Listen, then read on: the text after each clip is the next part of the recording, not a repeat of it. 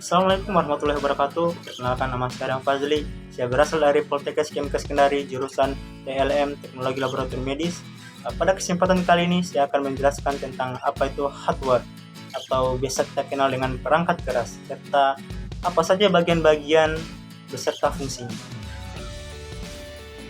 Perangkat keras atau hardware adalah segala piranti atau komponen dari sebuah komputer yang sifatnya bisa dilihat secara kasat mata dan bisa diraba secara langsung.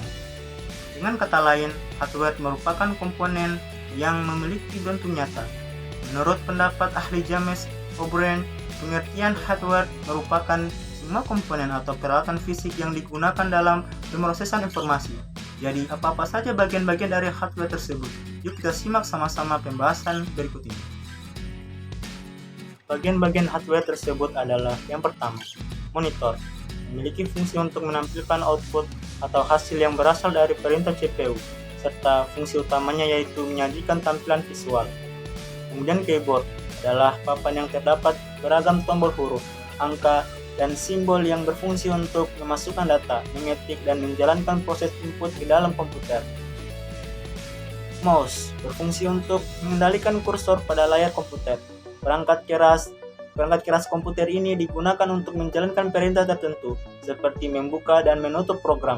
Bahkan juga bisa untuk menarik sebuah objek. Umumnya mouse terdiri atas 3 tombol, yaitu tombol pertama klik kiri, klik kanan, dan scroll.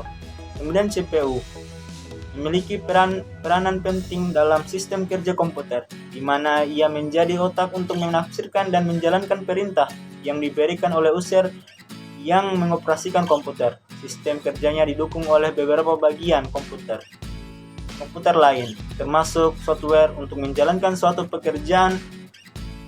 Kemudian RAM, yaitu perangkat memori penyimpanan sementara yang digunakan komputer untuk menyimpan dan melanjutkan data yang diterima ke bagian proses dan output. Kemudian hard disk merupakan hardware yang berfungsi untuk menampung bermacam-macam data di komputer secara permanen.